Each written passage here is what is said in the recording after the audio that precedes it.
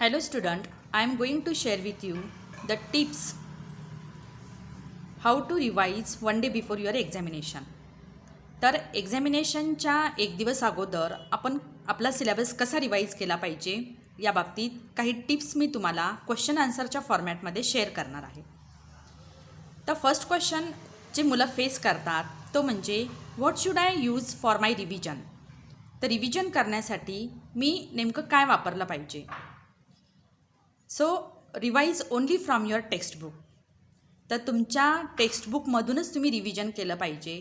Because you have your textbook, your reference book, your question paper, question bank, test paper, so many you have. तुमच्याकडे बरेचसे material असतं, course material भरपूर असतो.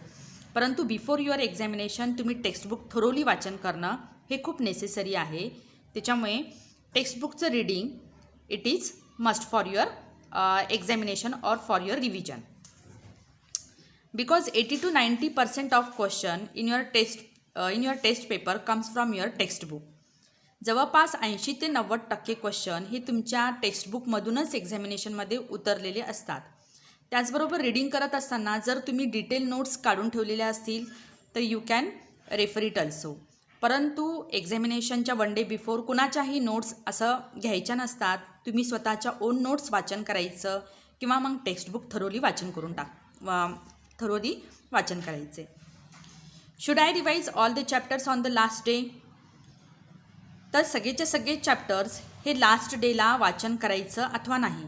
Yes, you should revise all the chapters on last day. तर सगळे जे chapters आहे सिलेबसमधले सगळेच्या सगळे चॅप्टर्स लास्ट डेमध्ये रीड करून काढायचे, ते रिवाईज करायचे. Because the test paper design in such way that all the syllabus जे आहे पूर्ण सिलेबस त्या टेस्ट पेपरमध्ये कवर झाला पाहिजे अशा पद्धतीने तुमचा टेस्ट पेपर डिझाईन केला जातो. असं नाही की लिमिटेड चॅप्टर्स टेस्ट पेपरमध्ये येतील आणि बाकी सुटतील, तर असं होत नसतं. त्याच्यामुळे होल सिलेबस हे जे टेस्ट पेपर आहे तो पूर्ण सिलेबस त्यात कवर होईल अशा पद्धतीने डिझाईन केलेला असल्यामुळे तुम्हाला सगळेच्या सगळे चॅप्टर्स रीड करणं आवश्यक आहे. त्याच्यामुळे ज्यावेळेस तुम्ही रिवाईज करतात, रीडिंग करतात चॅप्टर्सचं, जे इझियर चॅप्टर्स आहे you can go quickly through it, म्हणजे क्विक त्याचं रिव्हिजन घ्यायचं. आणि जे हार्ड टॉपिक्स आहे you give it more time, तर थोडासा जास्त वेळ त्या हार्ड टॉपिक्सला द्यायचे. परंतु सगळेच्या सगळे चॅप्टर्स तुम्हाला रीड करायचे. How should I study a chapter. आता पुढे जो प्रश्न फेस करतात मुलं की how I study the chapter. तर मी चॅप्टर हा नेमका कसा रीड केला पाहिजे, नेमकं काय वाचन केलं पाहिजे. तर बघा, डोंट रीड द चॅप्टर्स. तर ओनली जस्ट रीड, म्हणजे चॅप्टर रीडिंग तर करायचंच आहे, परंतु काय तुम्ही रीड करणार आहे, इम्पॉर्टंट थिंग्स. इम्पॉर्टंट थिंग्स म्हणजे कोणते की लर्निंग डेफिनेशन, रिवायझिंग फॉर्म्युला, त्याचबरोबर जे तुम्ही फॉर्म्युलाज आणि केमिकल रिॲक्शन्स आहेत तुमच्या टेक्स्टबुकमध्ये, तर हे फॉर्म्युलाज आणि केमिकल रिॲक्शन ज्या आहेत तर या लिहूनसुद्धा बघायच्या. कारण कसं असतं की वाचन करत असताना जर तुम्ही लिहिलं तर ती गोष्ट तुम्हाला आणखीन जास्त लक्षात राहते. त्याच्यामुळे रीडिंग करत असताना एक दिवस अगोदर, आपण म्हणतो आहे एक्झामिनेशनच्या एक दिवस अगोदर ज्यावेळेस तुम्ही चॅप्टर रीड करता तर इम्पॉर्टंट थिंग्सवरती फोकस करायचा, इम्पॉर्टंट थिंग्स लर्न करायच्या, रीड करायचे आहे. त्यामध्ये फॉर्म्युलाज, केमिकल रिॲक्शन्स, जे डेफिनेशन्स आहे इम्पॉर्टंट त्याच्यावरती जास्त करून फोकस करायचा. देन जो नेक्स्ट जे प्रॉब्लेम्स आहे फेस करतात मुलं की should I practice questions and sums on the last day. तर शेवटच्या दिवशी एक्झामिनेशनच्या वन डे बिफोर मी सगळेच्या सगळे जी एक्झाम्पल्स आहे, न्यूमरिकल्स आहे, सगळे सोडून पाहू का, सगळे सम सोडून पाहू का, तर असं करणं योग्य आहे का. तर revise solve example first and then look at the chapter questions. तर सगळ्यात पहिले काय करणार तुम्ही की तुमचे जे सॉल्व्ड एक्झाम्पल्स आहे टेक्स्टबुकमध्ये जे सॉल्व्ड न्यूमरिकल्स दिलेले असतात त्याला पहिले रिवाईज करा. कारण तुम्हाला त्याचं क्विक सोल्युशन समोर असतं. त्याच्यामुळे जेव्हा तुम्ही रिवाईज करतात तर कुठे तुमची मिस्टेक होते हे त्याचं सोल्युशन समोर असल्यामुळे तुम्हाला ते क्विकली त्याचा आन्सर मिळत जाईल. And then go to the textbook question. Don't solve each question only answers of in your mind. तर सगळेच्या सगळे क्वेश्चन सोडवण्याचा म्हणजे सोडवत बसायचं नाही, तर प्रत्येक कॅटेगरीमधला एक क्वेश्चन तुम्ही सॉल्व करू शकतात. त्याच्यामुळे खूप जास्त न्यूमरिकल सॉल्व करत बसून विनाकारण तुम्ही स्वतःला पॅनिक करून घ्यायचं नाही. 1 डे बिफोर युअर एक्झामिनेशन तर काय करणार तुम्ही, जे एक्झाम्पल्स आहे ओनली सॉल्व दिस क्वेश्चन, आणि टेक्स्टबुक क्वेश्चनमधले प्रत्येक कॅटेगरीमधला एक क्वेश्चन करायचा, सगळेच्या सगळे एक्झाम्पल्स करत बसायचे नाही. Should I solve WhatsApp question and test paper? तर no, you should not solve the WhatsApp question and test paper 1 day before or last day of your examination. तर काय असतं की व्हॉट्सॲपवरती फ्रेंड्स जे आहे एकमेकांना क्वेश्चन पाठवतात. अशा वेळेस काय होतं की एखादा टफ क्वेश्चन असतो आहे आणि जर तुम्हाला ते फेस करता नाही आलं तर विनाकारण तुम्ही पॅनिक होतात आणि असं वाटतं की दुसऱ्या दिवशी तुम्हाला एक्झामिनेशनमध्ये काहीच जमणार नाही. त्याच्यामुळे विनाकारण तो स्ट्रेस तुम्हाला येतो. मग अशा वेळेस काय करायचं की एक्झामिनेशनच्या काळामध्ये व्हॉट्सॲपपासनं सोशल मीडियापासनं दूर राहायचं. मोबाईल तुमच्या पॅरेंट्सकडे तुम्ही देऊन टाका. मोबाईलवरती जास्त वेळ त्या ठिकाणी स्पेंड करायचा नाही.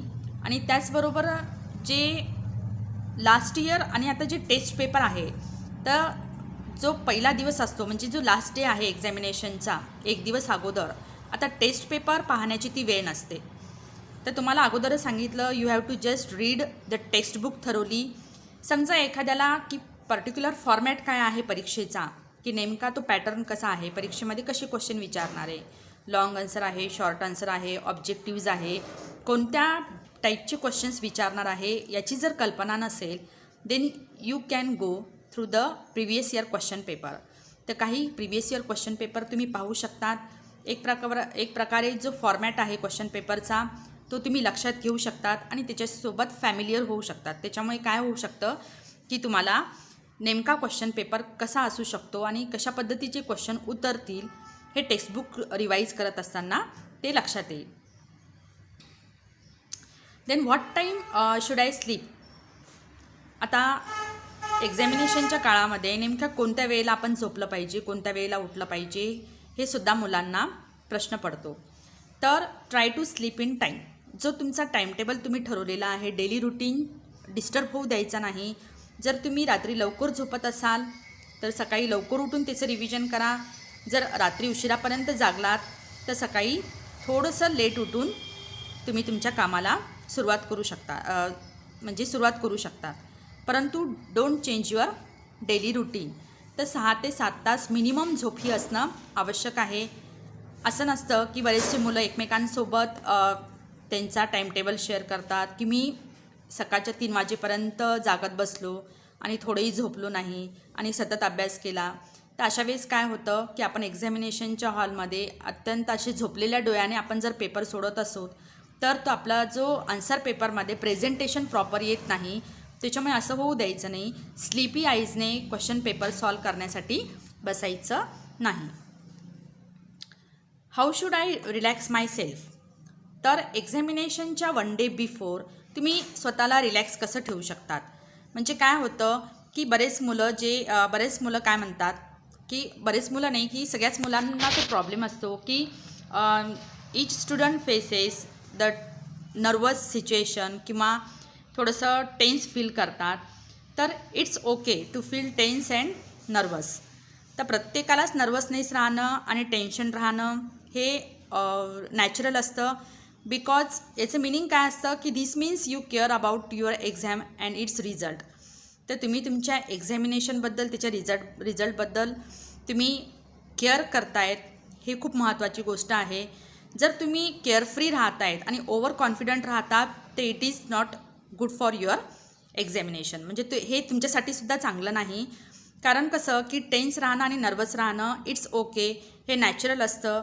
की जसं आपण एक एक्झाम्पल देऊ शकतो की समजा आता फुटबॉल प्लेयर आहे किंवा क्रिकेट प्लेयर आहे की फायनल मॅचेसमध्ये त्यांना खेळायचं आहे की उद्या त्यांचा फायनल मॅच आहे. तर 1 डे बिफोर त्यांना टेन्स राहणं आणि नर्वस राहणं ही सिच्युएशन स्वाभाविक असते, नॅचरल असते आणि हे असणं आवश्यक आहे. त्याच्यामुळे बी पॉझिटिव्ह, फक्त फोकस करायचं तुम्ही तुमच्या रिव्हिजनवरती फोकस करा, तर तुम्हाला you feel relax your self. तर इन दिस वे हे जे टिप्स आहे, जे आपण क्वेश्चन आन्सर फॉर्मॅटमध्ये पाहतोय, so all these tips are very very important to revise your syllabus one day before your examination. तर क्विकली आपण या सगळ्या टिप्स एकदा परत समजून घेऊ. पहिली टिप काय आहे? Revise only from your text book. Then cover all the chapters. Revise only important things and mark for the final revision. Read solved examples and practice few questions. Ignore WhatsApp questions and new test papers. Then sleep early. It's okay to feel tense. In this way, all these tips how to revise your syllabus before your examination. तर या सगळ्या टिप्सनुसार तुम्ही अभ्यास करा. You will get good marks in your examination. So thank you student. All the best for your upcoming examination.